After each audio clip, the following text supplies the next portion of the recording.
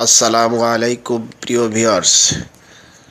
হাসনাত আবদুল্লাহ আজ গভীর রাতে ফেসবুক লাইভে এসে জামায়াতের ভূমিকা নিয়ে একই বললেন। চলুন বিস্তারিত জেনে আসি। আসসালামু আলাইকুম সবাইকে। যারা দীর্ঘ বিরতির পর আজকে লাইভে এসেছি, বেশ কিছু বিষয় আমার কাছে মনে হয়েছে আপনাদের প্রতি আমার জবাবদিহিতা রয়েছে এবং সেই দায়বদ্ধতা থেকে আমার কাছে মনে হয়েছে সেই জিনিসগুলো আপনাদেরকে পরিষ্কার করা উচিত, যাতে করে আপনাদের যে সংশয়গুলো তৈরি হয়েছে, অনেকগুলো জিজ্ঞাসা তৈরি হয়েছে, অনেকগুলো প্রশ্ন আপনাদের তৈরি হয়েছে, সেই বিষয়গুলো যেন আমরা পরিষ্কার করতে পারি। সেই জায়গা থেকে আজকে এই লাইভে আসা। তো আপনারা যারা আমাদেরকে পার্লামেন্টে দেখছেন, আমরা পার্লামেন্টে বিরোধী দল হিসেবে আপনাদের প্রতিনিধিত্ব আমরা করছি। আপনারা দেখেছেন গত সপ্তাহটা অনেকটা ইভেন্টফুল একটা উইক ছিল, সেই উইকে আপনারা দেখেছেন সংসদ থেকে বিরোধী দলের ওয়াকআউট আপনারা দেখেছেন, সংসদে আপনারা দেখেছেন সংশোধনী বিতর্ক, সেখানে সংবিধান সংশোধনী বিতর্ক সেখানে হয়েছে। আপনারা দেখেছেন সেখানে বিভিন্ন জন এমপিরা বিভিন্ন সংস্কার নিয়ে সেখানে তারা তাদের আর্গুমেন্টগুলো সেখানে প্লেস করেছে। আপনারা দেখেছেন সেখানে অনেকগুলো অর্ডিন্যান্স সেখানে বিলে পরিণত করা হয়েছে, আইনে রূপান্তর করা হয়েছে। অনেকগুলো বিলকে সেখানে সংশোধনী আকারে সংসদে উত্থাপন করা হয়েছে, কিছু কিছু বিলকে সংসদ থেকে বাতিল করে দেওয়া হয়েছে, সংসদে উপস্থাপনই করা হয় নাই। তো সেই জায়গা থেকে আমার কাছে মনে হয়েছে আপনারা অনেকগুলো এক্সপ্লেনেশন ডিজার্ভ করেন।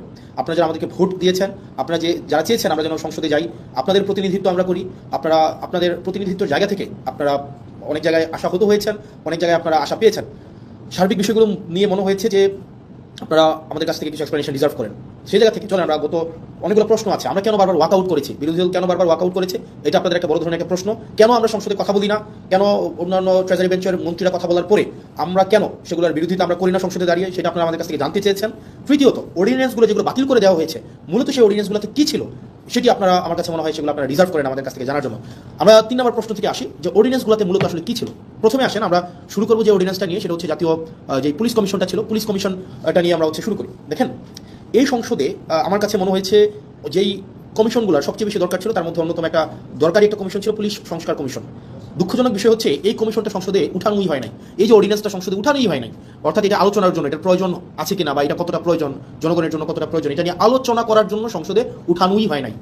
মানে পুলিশ এই অভ্যুত্থানের অন্যতম একটা স্টেক হোল্ডার, তাদের রোল কী ছিল সেটা নিয়ে আমাদের পরবর্তীতে কথাবার্তা আছে, কিন্তু অন্যতম একটা স্টেক হোল্ডার। আমরা পরবর্তী রাষ্ট্র ব্যবস্থাটা যদি জনবান্ধব করতে চাই তাহলে পুলিশের স্বাধীনতা না, পুলিশের সুরক্ষাটা আমাদের প্রয়োজন ছিল। কিন্তু দুঃখজনক বিষয় হচ্ছে সেটা নিয়ে এই সংসদে কোনো ধরনের কথা সরকারি দল বলতে দেয়নি। সরকারি দল এই অর্ডিন্যান্সটাকে জাস্ট ল্যাপস করে দিয়েছে। এবার আসেন এই সংস্কার কমিশনে কী ছিল আমাদের। এই আপনি যদি মনে করে দেখেন তো, আবু সাইদ হত্যা মামলার যে রায়টা হয়েছে, যে এএসআই ছিল উনি কিন্তু বারবার করে বলছিলেন যে আমার কোনো দোষ নাই, সরকার আমাকে নির্দেশ দিয়েছে, আমি সেই নির্দেশ অনুযায়ী গুলি করেছি। ঠিক সেটাই, পুলিশকে নির্দেশ দেওয়া হয়, সেই নির্দেশকে লফুল নাকি আনলফুল সেটাকে অ্যাসেস করা কিন্তু পুলিশের পক্ষে সেটা সম্ভব হয়ে ওঠে না। তো আমাদের যে পুলিশটা গড়ে উঠেছে, এই পুলিশ সম্পর্কে আমাদের যে ধারণা, সেই ধারণাটা কি, সে পুলিশ হচ্ছে খারাপ, পুলিশ ঘুষ খায়, পুলিশ হচ্ছে দুর্নীতিগ্রস্ত, পুলিশ হচ্ছে চাঁদাবাজ, পুলিশের জমি দখল করে, মানুষের সম্পদ দখল করে বাসা থেকে উঠাই নিয়ে যায়। অর্থাৎ জনগণ এবং পুলিশের সম্পর্কটা এরকম বিরোধের একটা সম্পর্ক। জনগণের বিরুদ্ধে পুলিশের যে একটা চিত্র আবহমান কাল থেকে প্রতিষ্ঠিত করা হয়েছে, এটা আসলে রাষ্ট্রের জন্য কোনো সুখকর নয়। পুলিশ কিন্তু জনগণের বিরুদ্ধে থাকার কথা ছিল না। পুলিশকে যেভাবে ঘুষখোর হিসেবে উপস্থাপন করা হয়েছে, রাষ্ট্র যেভাবে পুলিশকে হাতিয়ার বানিয়েছে দমনপীড়নের, সরকার যেভাবে দমনপীড়নের হাতিয়ার বানিয়েছে পুলিশকে, এটা হওয়ার কথা ছিল না। সেজন্য এই অভ্যুত্থানের পরে আমরা চেয়েছিলাম যে পুলিশকে একটা গুণগত সংস্কার হোক। কিভাবে গুণগত পুলিশের এই সংস্কারটা হোক, সেটা হচ্ছে আমরা চেয়েছিলাম পুলিশের যে একটা অভিযোগ আছে, আপনি দেখেন পুলিশের বর্তমান পরিস্থিতি, পুলিশ হচ্ছে, আমি ব্যক্তিগতভাবে মনে করি রাষ্ট্রের সবচেয়ে নিরীহ যদি রাষ্ট্রের কোনো অঙ্গ সংস্থা থাকে সেটা হচ্ছে পুলিশ। পুলিশকে মারতে বললে মারে, ছাড়তে বললে ছাড়ে, ধরতে বললে ধরে। পুলিশের এর বাইরে কিন্তু কিছু করার নাই। পুলিশকে যেই তার ঊর্ধ্বতন কর্মকর্তা যেই অর্ডার দেয়, সেটা লফুল হোক আর আনলফুল হোক, পুলিশ কিন্তু এটাকে বাস্তবায়ন করতে হয়। সেই জায়গা থেকে আমরা চেয়েছিলাম যে, এবং পুলিশের কিছু সমস্যা আছে, যেমন পুলিশের 1 নম্বর সমস্যা হচ্ছে পুলিশ সারাদিন ডিউটি করতে হয়, মানে অলমোস্ট 24/7 ডিউটি করতে হয়, তাকে ওভারটাইম দেওয়া হয় না।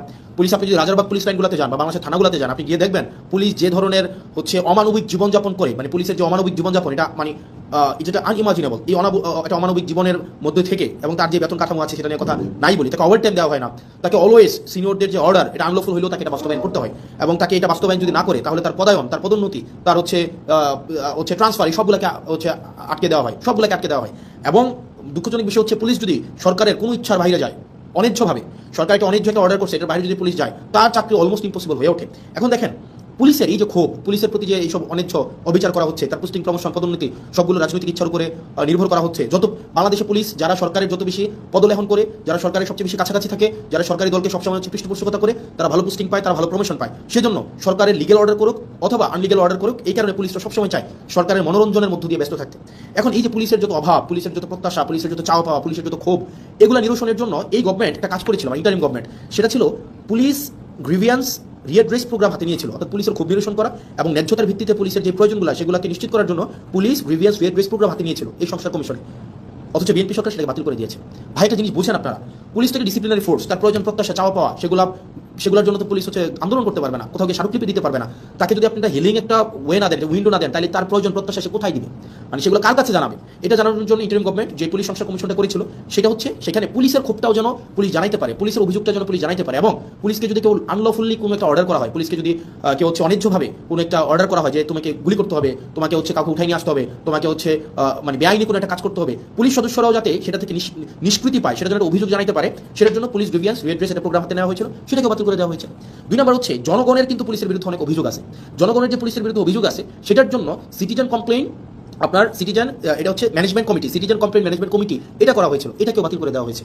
মানে অভ্যুত্থান পরবর্তীতে পুলিশকে যুগোপযোগী করার জন্য, জনবান্ধব করার জন্য ইন্টারিম গভর্নমেন্ট যেই ধরনের পদক্ষেপগুলো হাতে নিয়েছিল তার মধ্যে পুলিশ সংস্কার কমিশন অন্যতম। আপনি সেটাকে সংসদে উঠানি নাই, আপনি সংসদে উঠানোর আগে সেটাকে বাতিল করে দিয়েছেন। তো সেই জায়গা থেকে পুলিশের প্রতি, পুলিশকে যে রাজনীতি আবার করবে না, রাজনৈতিক হাতিয়ারে আবার পরিণত করবে না, পুলিশের যে উপরের যে পোস্টিংগুলো আছে, যেখানে প্রমোশনগুলো আছে সেগুলোকে যে আবার রাজনীতি করবে না, সেটা নিশ্চয়তা কিন্তু না। এবং সেটা খুবই দুঃখজনক, মানে সেটা খুবই দুঃখজনক। আপনার সামনে যারা আছেন, আপনারা আমাকে শুনতে পাচ্ছেন কিনা, স্পষ্ট বা দেখতে পাচ্ছেন কিনা, আপনারা আমাকে একটু জানাবেন কাইন্ডলি যে আমাকে স্পষ্ট দেখতে পাচ্ছেন কিনা।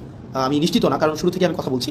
তাহলে দেখেন, পুলিশকে আমাকে যুগোপযোগী করতে হবে, পুলিশকে জনবান্ধব করতে হবে, পুলিশকে রাষ্ট্রের লাঠিয়াল বাহিনী হিসেবে, পুলিশকে যদি আমি রাষ্ট্রের লাঠিয়াল বাহিনীতে পরিণত করি এবং পুলিশকে যদি ছাড়তে বললে, পুলিশ আমাদেরকে মাঝে মাঝে এসে বলে যে ভাই আমাদের পরিস্থিতি হয়েছে এটা, সরকার ছাড়তে বললে ছাড়ি, মারতে বললে মারি, ধরতে বললে ধরি, অর্থাৎ আমাদের এই তথৈবচ অবস্থা। এখন এই তথৈবচ অবস্থা থেকে মুক্তির জন্য পুলিশ শুধুমাত্র লিগ্যাল অর্ডারটা বাস্তবায়ন করবে এবং পুলিশ সরকারের লাঠিয়াল বাহিনী হবে না, পুলিশ জনবান্ধব হবে, পুলিশ জনগণের হবে। সেটার জন্যই কিন্তু সংস্কার কমিশনটা করা হয়েছিল।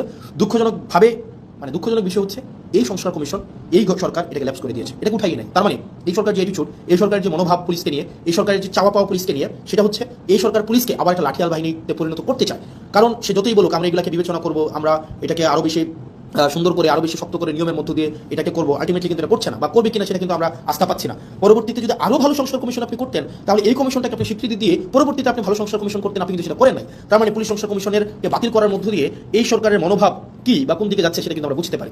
এরপর আসেন দ্বিতীয়ত মানবাধিকার কমিশন। মানবাধিকার কমিশনের যে বিষয়টা, সেটা হচ্ছে মানবাধিকার কমিশনের সাথে আমি সিম্পল ভাষায় বলছি, মানবাধিকার কমিশনের সাথে আপনার 3টা বিষয় সম্পৃক্ত। এক, মানবাধিকার কমিশনের সাথে আপনার গুম কমিশন সম্পৃক্ত। আমাকে কি স্পষ্টভাবে শুনতে পাওয়া যাচ্ছে কিনা? স্পষ্টভাবে শুনতে পাওয়া যাচ্ছে আমাকে একটু? ইয়েস। তাহলে আমার 3টা বিষয় আপনারা দেখেন, মানবাধিকার কমিশনের সাথে আপনার 3টা বিষয় সম্পৃক্ত। একটা হচ্ছে গুম কমিশন এবং জুলাই যোদ্ধাদের যে ইন্ডিমনিটি দেওয়া হয়েছিল সেই কমিশনটা। আমি সিম্পল ভাষায় বলি, মানবাধিকার কমিশনটা কি ছিল? মানবাধিকার কমিশনে এখানে বলা হয়েছিল যে মানবাধিকার কমিশনের যারা সিলেকশন করবে, এই সিলেকশন কমিটিতে কিছু আপনার মডিফিকেশন করা হয়েছিল এবং এই মানবাধিকার কমিশন যেটা 2026, মানে জাতীয় মানবাধিকার কমিশন অর্ডিন্যান্স, যেটা 2025-এর যে অর্ডিন্যান্সটা, 26-এর যে অর্ডিন্যান্সটা, এই অর্ডিন্যান্সে ছিল যে রাষ্ট্রের যেই সংস্থাগুলো, আপনি গুমের সাথে কারা জড়িত, গুমের সাথে নর্মালি জড়িত হচ্ছে রাষ্ট্রের যে বাহিনীগুলো, সরকার জড়িত থাকে, সরকারের যে বাহিনীগুলো জড়িত থাকে। মানবাধিকার কমিশন যদি চায় এই বাহিনীগুলোর বিরুদ্ধে তারা নিজেরাই ইনভেস্টিগেট করতে পারবে। দুঃখজনকভাবে বিষয় হচ্ছে আপনার 2009 সালের মানবাধিকার কমিশনে যেটা হচ্ছে, সেখানে মানবাধিকার কমিশনের এই এখতিয়ার নাই। 2000 আপনি এই ইন্টারিম গভর্নমেন্ট যে মানবাধিকার কমিশন অধ্যাদেশ করেছেন সেটাকে বাতিল করে দিয়ে আপনি 2009 সালের মানবাধিকার কমিশন আবার আইনে নিয়ে গেলেন। 2009 সালের যে মানবাধিকার কমিশন আইন, এটা একটা নখদন্তহীন একটা আইন। এই আইনের কোনো ধরনের এই আইনটা শুধুমাত্র খাতা কলমে আছে, এটা কোনো বাস্তবায়ন নাই এবং এটা সরকারের একটা দপ্তর। আপনি এটাকে মিনিস্ট্রির আন্ডারে নিয়ে আসলেন। মানবাধিকার কমিশনটাকে আপনি একটা মন্ত্রণালয়ের অধীনে নিয়ে আসলেন। মন্ত্রণালয়ের অধীনে কি যুক্তিতে নিয়ে আসলেন? মন্ত্রণালয়ের অধীনে নিয়ে আসলেন যদি মানবাধিকার কমিশনকে আমরা স্বতন্ত্র করে দিই, তাহলে এই মানবাধিকার কমিশন প্রপারলি ফাংশন করতে, এটা জবাবদিহিতা নাকি আপনি নিশ্চিত করতে পারবেন না। ভাই, এই সরকারের অনেকগুলো অর্গানাইজেশন আছে যারা ইন্ডিপেন্ডেন্টলি ফাংশন করে, সিএস ইন্ডিপেন্ডেন্টলি ফাংশন করে, সিজিএস ইন্ডিপেন্ডেন্টলি ফাংশন করে, এখানে হচ্ছে পিএস ইন্ডিপেন্ডেন্টলি ফাংশন করে। ঠিক একইভাবে মানবাধিকার কমিশন ইন্ডিপেন্ডেন্টলি ফাংশন করতো, কিন্তু আপনি যেটা করলেন সেটা হচ্ছে মানবাধিকার কমিশনকে একটা মন্ত্রণালয়ের অধীনে নিয়ে আসলেন। এখন মানবাধিকার কমিশন যদি কারোর বিরুদ্ধে কোনো ইনভেস্টিগেট করে, তখন মন্ত্রণালয়ের অনুমতি লাগবে। এখন স্বরাষ্ট্রমন্ত্রীর অনুমতি নিয়ে আপনি জাস্ট চিন্তা করেন, আপনি আসাদুজ্জামান খান কামালের অনুমতি নিয়ে আপনি পুলিশের বিরুদ্ধে আপনি ইনভেস্টিগেট করবেন, এবং যারা গুমের সাথে জড়িত, যারা নিপীড়নের সাথে জড়িত, আপনি তাদের অনুমতি নিচ্ছেন যে আমাকে কি দয়া করে অনুমতি দিবেন, আমি কি আপনাদের বিরুদ্ধে আমি একটা তদন্ত কাজ পরিচালনা করতে পারি। এখন এটা খুব স্বাভাবিকভাবেই সত্য, বাংলাদেশে গত 17 বছর রাষ্ট্রের যে বাহিনীগুলো গুম খুনের সাথে জড়িত ছিল তাদের কারো বিরুদ্ধেই কোনো ধরনের আপনার কোনো তদন্ত হয় নাই। এখন এই তদন্তের একদম সিম্পল ভাষা, এই তদন্তের এখন এই ক্ষমতাটা মানবাধিকার কমিশন যে পেয়েছিল, আপনি সেটাকে বাতিল করে দিলেন, এবং এটার মধ্যে দিয়ে আপনার যে নিয়ত, আপনি যে আবার গুম খুনে ফিরে যেতে চান না, সেটা কিন্তু স্পষ্ট হলো না।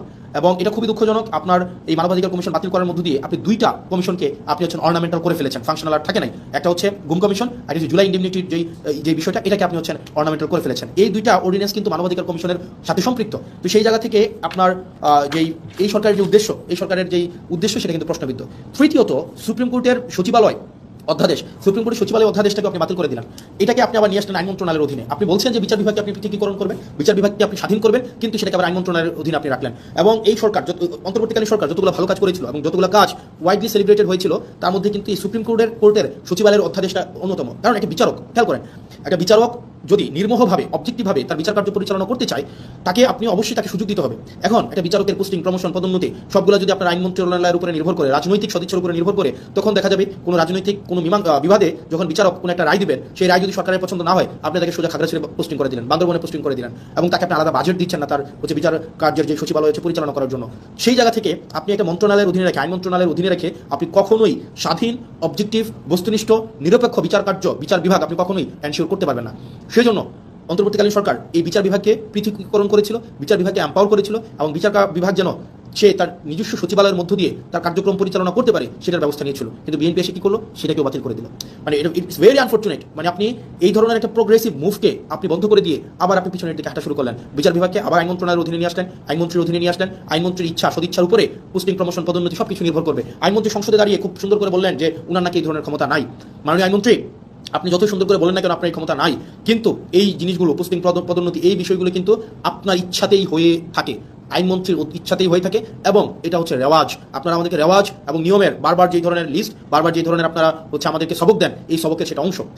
এবং এটার মধ্যে দিয়ে আবার আইন বিভাগকে রাজনীতিকরণ করা, বিচার বিভাগকে আবার রাজনীতিকরণ করা হলো। আবার হচ্ছে সেখানে জাস্টিস মানিকের মতো আমরা বিচারক পাইতে যাচ্ছি, আবার ওবায়দুল হকের মতো আমরা বিচারক পাইতে যাচ্ছি, যেখানে আপনার রাজনৈতিক সদস্যের উপরে হচ্ছে বিচার কার্য পরিচালনা করা হবে। এবং সেটা আমাদের জন্য খুবই দুঃখজনক, এবং সেটা রাষ্ট্রের জন্য একটা ব্যাকওয়ার্ড মুভ।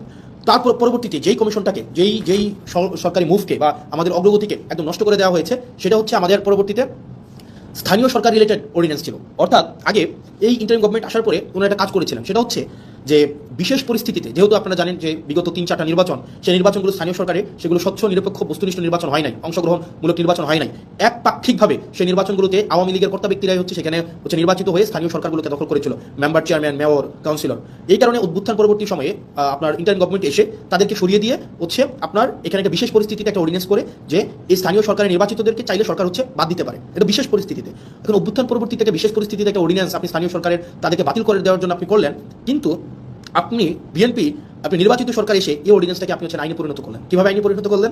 আপনি এখন এই গভর্নমেন্ট, এটার ফলাফলটা কী হয়েছে? এটার ফলাফলটা হয়েছে, এখন ধরো একটা নির্বাচনের মধ্যে দিয়ে কেউ চেয়ারম্যান হলো, কেউ মেয়র হলো, কেউ কাউন্সিলর হলো। এখন বর্তমানে যে আইনে আছে, সরকার চাইলে বিশেষ পরিস্থিতিতে কাউন্সিলরকে বাতিল করে দিতে পারবে, মেয়রকে বাতিল করে দিতে পারবে, উপজেলা চেয়ারম্যানকে বাতিল করে দিতে পারবে। অর্থাৎ একটা নির্বাচিত একটা অংশকে সরকার চাইলে বাতিল করে দিতে পারবে, সরকারের কাছে যদি মনে হয় সে হচ্ছে ইনঅ্যাপ্রোপ্রিয়েট। তার মানে এই পুরো স্থানীয় সরকার ব্যবস্থাকে সরকারিকরণ করা হলো, দলীয়করণ করা হলো। আপনি নির্বাচিত হয়ে আসেন, সমস্যা নাই, আপনি যখনই সরকারের বিরুদ্ধে কোনো অবস্থান নেবেন, আপনাকে চাইলে সরকার বাদ দিয়ে দিতে পারবে।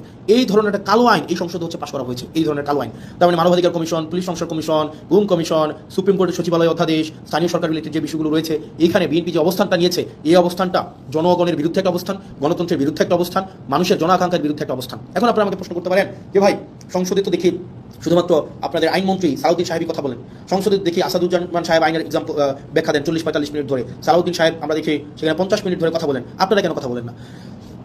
এখানে যে বিষয়টা হচ্ছে, আমাদেরকে এই সংসদে কথা বলতে দেওয়া হয় না।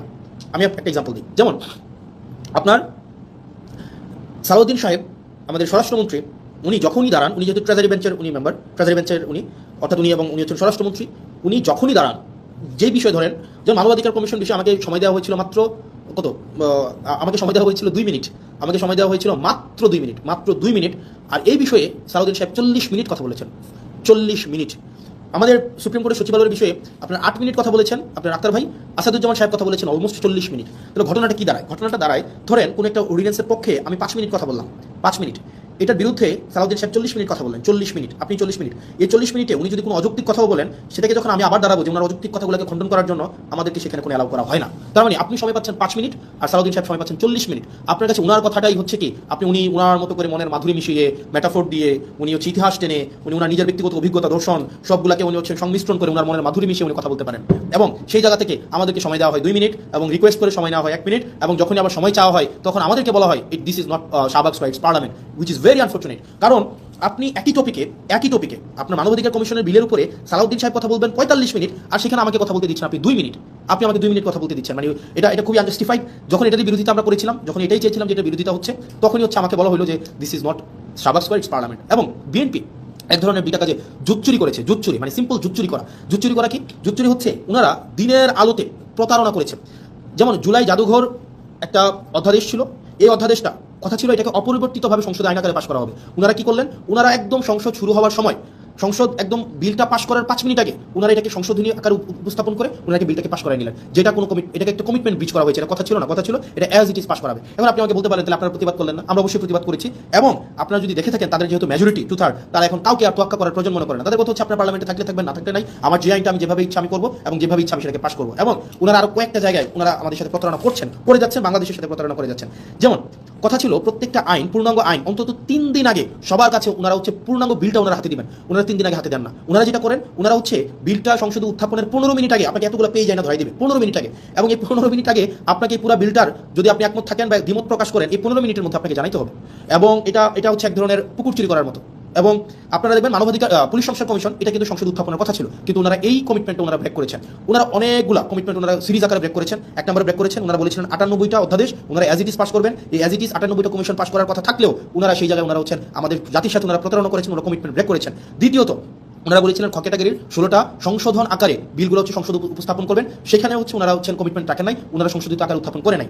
অনেকগুলো বিল, যে বিলগুলো মানবাধিকার কমিশন, পুলিশ সংস্কার কমিশন, তারপর হচ্ছে আপনাদের হচ্ছে আপনার গুম অধ্যাদেশ, এই বিষয়গুলো বলেছিলেন ওনারা এই সংসদে আলোচনার জন্য ওনারা হচ্ছেন নিয়ে আসবেন, সেখানেও সবগুলো বিল ওনারা নিয়ে আসেন নাই। এখন ওনারা যেহেতু মেজরিটি, ওনারা যা ইচ্ছা তা করতে পারেন। যেমন ওনারা অ্যাসালমকে গতকাল দেখলেন, মানে বাংলাদেশের জন্য আরেকটা কালো মানে একটা দিন, কালো দিনটা ওনারা দেখেন। অ্যাসালম, আমি সংসদে প্রশ্ন করেছিলাম বাংলাদেশের শীর্ষ 20টা ঋণখেলাপি প্রতিষ্ঠানের তালিকা দেওয়ার জন্য। তো আমির খসরু সাহেব আপনার হচ্ছে ফিনান্স মিনিস্টার, উনি 20টা ঋণখেলাপির তালিকা আমাদেরকে দিয়েছেন, সংসদে সেটা আছেন। এই 20টার মধ্যে 9টাই হচ্ছে অ্যাসালমের প্রতিষ্ঠান। এই অ্যাসালম ইসলামী ব্যাংক থেকে 82,000 কোটি টাকা শুধু ইসলামী ব্যাংক থেকে ওনারা হচ্ছে ঋণখেলাপি করেছে। 82,000 কোটি টাকা ইসলামী ব্যাংক থেকে নিয়ে গিয়েছে অ্যাসালম।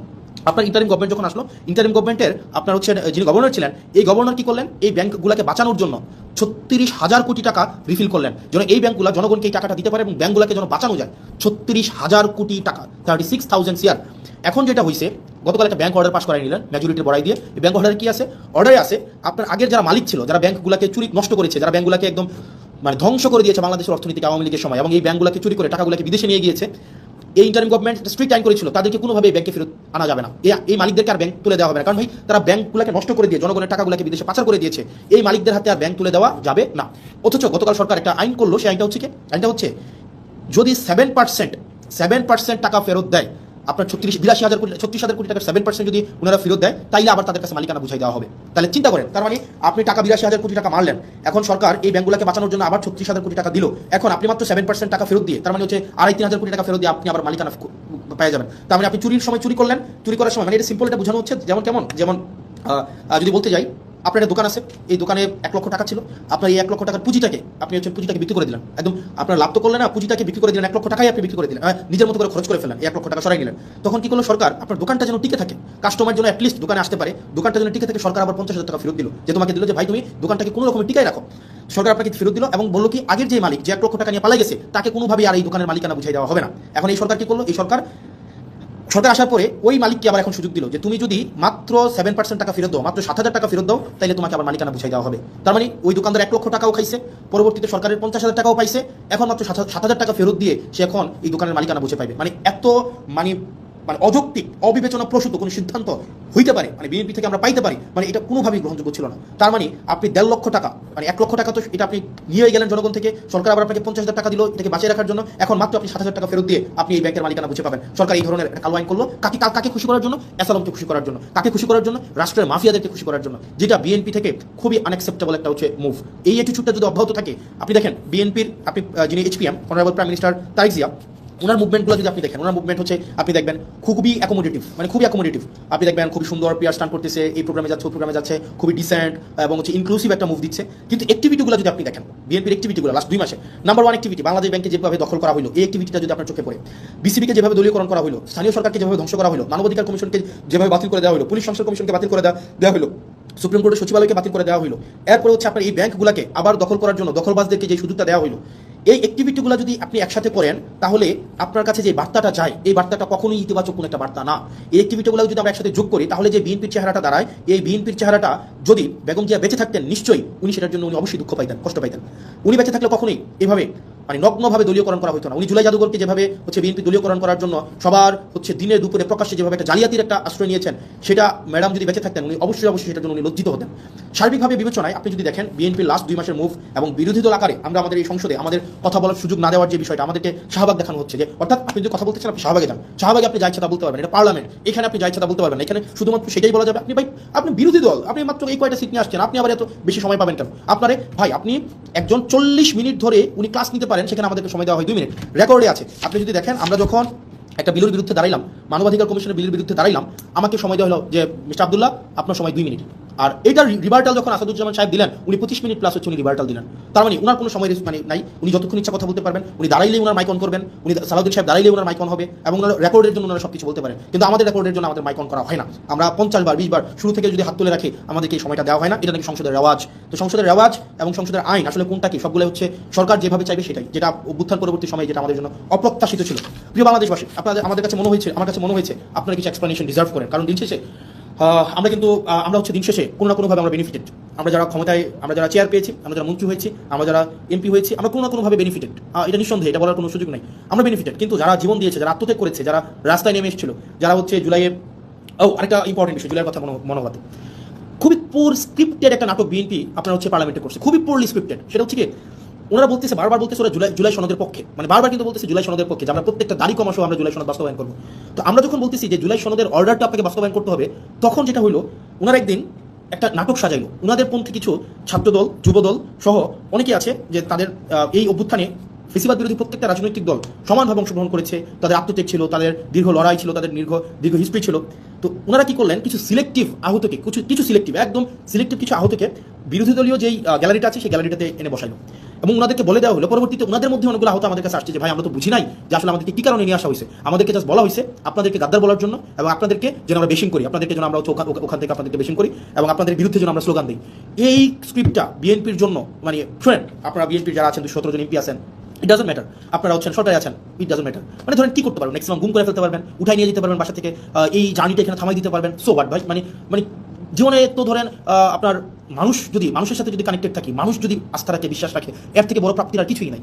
আপনারা ওই দিন যে স্ক্রিপ্টটা সাজাইলেন, আপনারা যে নাটকটা সেদিন সংসদে করলেন, এবং আমরা দেখলাম মাননীয় প্রধানমন্ত্রী প্রত্যেক আহতের সাথে একজন একজন করে কথা বলে আসার পরে ওই আহতরা ওই গ্যালারি থেকে আমাদেরকে বিভিন্নভাবে, ওখানে আপনারা দেখলেন একটা সিন ক্রিয়েট করা হয়েছে এবং ওনারা আমাদেরকে বিভিন্নভাবে গালাগালি দিলেন। ওনারা বললেন আমরা জুলাই সনদ চাই, বিএনপি যেভাবে চাই আমরা সেভাবে চাই। তো আমরা জিজ্ঞেস করলাম বিএনপি কিভাবে চাই বলেন তো? তোমরা বলেন না বিএনপি যেভাবে চাই আমরা সেভাবে চাই। আমি বললাম তো বলেন না বিএনপি কিভাবে চাই, কারণ আমরা তো কিছু বুঝি না, বিএনপি যেভাবে জুলাই সনদ চাই আমরা সেভাবে চাই। এর মাঝখানে 3-4 জন আছে আমাদের কাছে এসে বললো যে ভাই আমরা খুবই দুঃখিত, আমরা আপনাদের সাথে এইভাবে আচরণ করার কারণে, কিন্তু আমাদেরকে এইভাবেই বলা হয়েছে, আমরা যেন আপনাদের বিরুদ্ধে স্লোগান দিই, আমরা যেন আপনাদেরকে হচ্ছে ওখানে অপমান করি, আমরা যেন আপনাদের বিরুদ্ধে এই ধরনের কথাগুলো বলি। মানে it's very unfortunate mister Tariq Zia, honourable prime minister Tariq Zia, it's very unfortunate আপনি পার্লামেন্টে থাকা অবস্থায় এই ধরনের নাটক করা হবে এবং এটা ডিরেকশন আপনি দিবেন। মানে আমি জানি এটা স্ক্রিপ্ট রাইটার কে ছিল, এটা কোরিওগ্রাফার কে ছিল, এটা হচ্ছে ডিরেক্টর কে ছিল, আমি জানি না, কিন্তু আমি এটা বিশ্বাস করতে স্টিল চাই না যে এখানে কোনো ধরনের আপনি ব্যক্তিগতভাবে এখানে এটা পৃষ্ঠপোষকতা করেছেন, এটা আমি বিশ্বাস করতে চাই না। কিন্তু এটা যদি হয়ে থাকে এটা ভেরি আনফর্চুনেট, এটা আপনার জন্য একটা ডিসক্রেডিট। কারণ আপনি এই ধরনের একটা মানে সংসদে যারা মানে বিএনপি পন্থী জুলাই, জামাতপন্থী জুলাই যুদ্ধে এইভাবে ক্লাসিফিকেশন করবেন এবং তাদেরকে দিয়ে প্রেস কনফারেন্স করিয়ে আমাদের বিরুদ্ধে কথা বলাবেন এবং তারা পরবর্তীতে এসে তারা বুঝবে, তারা স্বীকার করবে যে তাদেরকে ব্যবহার করা হয়েছিল, এর থেকে দুঃখজনক মিস্টার তারিক জিয়া, অনারেবল প্রাইম মিনিস্টার, কিছু হইতে পারে না। এবং এটা আপনার জন্য খুবই ডিসগ্রেস, আপনার জন্য ডিসগ্রেস।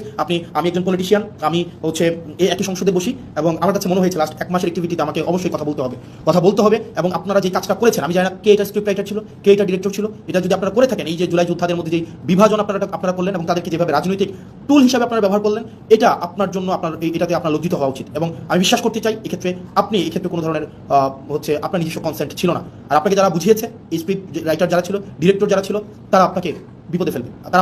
প্রিয় দেশবাসী, আমাদের দেশ যেদিকে যাচ্ছে, আমাদের বাংলাদেশ যে পথে হাঁটছে, আমরা যেদিকে যাচ্ছি, নীতিবাচক বার্তা আমাদেরকে দিচ্ছে না।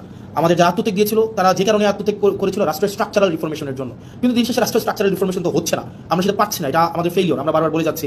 এবং বিএনপি থেকে প্রত্যাশা আরও বেশি ছিল। তবে থ্যাংক ইউ বিএনপি, আপনারা এই রং মুভগুলো নিচ্ছেন এবং জনগণ আপনাদেরকে কীভাবে দেখে আপনারা মানুষের কাছে যান এবং আপনারা যে মনে রাখবেন বয়স আমার মাত্র 27 বছর 7 মাস, ছোটো মুখে অনেক বড় কথা বলছি। আপনারা সংখ্যাগরিষ্ঠতার যে একটা আত্মতুষ্টিতে আপনারা ভুগছেন, আত্মবিশ্বাসী হওয়াটা ভালো, কিন্তু আত্মতুষ্ট আপনারা যেভাবে হচ্ছেন যে আপনারা যা ইচ্ছা তা করতে পারবেন এই সংখ্যাগরিষ্ঠতার 2/3 মেজরিটির এই বড়াই দিয়ে, মনে রাখবেন সংখ্যাগরিষ্ঠতা কখনোই ভালো কিছু নিয়ে আসে নাই।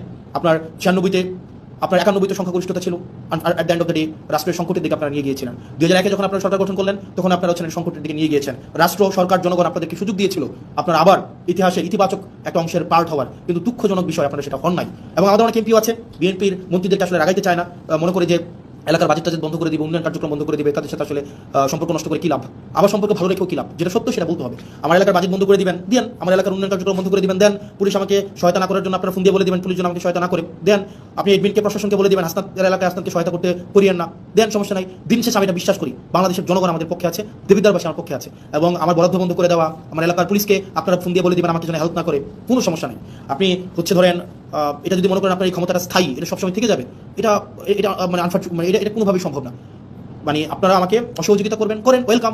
দেবিদ্বারবাসী জানি দেবিদ্বারবাসী এমনি 17 বছর ধরে বঞ্চিত ছিল, হয়তো আর কিছুদিন থাকবে। আপনারা আমার হয়তো উন্নয়ন কার্যক্রম আটকাই দিবেন, আমার বিভিন্ন কাজ আটকাই দিবেন, পুলিশ হয়তো আমাকে অসহযোগিতা করবে, অ্যাডমিনিস্ট্রেশন আমাকে হয়তো অসহযোগিতা করবে, কিন্তু সত্য বলা থেকে আমাকে বিরত রাখতে পারবে না। সংসদ থেকে চেয়ার তো কি হয়েছে, মানে কি হয়েছে ভাই, একটা লাইফে একটা জীবন মানে দুইটা ডাল ভাত খাই বেঁচে থাকলেই তো হয়েছে, এর বেশি তো কোনো কিছু দরকার নেই। মানে মাইরে ফেলবেন, ফাইন, মাইরে ফেললে একটা বৃহৎ, একটা মহৎ কোনো কিছুর জন্য মৃত্যু, একটা স্বাভাবিক একটা বিছানায় পড়ে মৃত্যু, দুটো তো সেম না। একটা মহৎ কিছুর জন্য মৃত্যু, আমি নিজেই তো আত্মতুষ্টিতে থাকবো যে না এটা মহৎ কিছুর জন্য মারা গিয়েছে বা মেরে ফেলা হয়েছে। সো হোয়াট, পরিবার, ব্যক্তিগত স্বার্থ, ব্যক্তিগত চাহিদা সবকিছুর উঠে এই বাংলাদেশের দলের উঠে বাংলাদেশের স্বার্থ আমাদের প্রয়োজন আছে।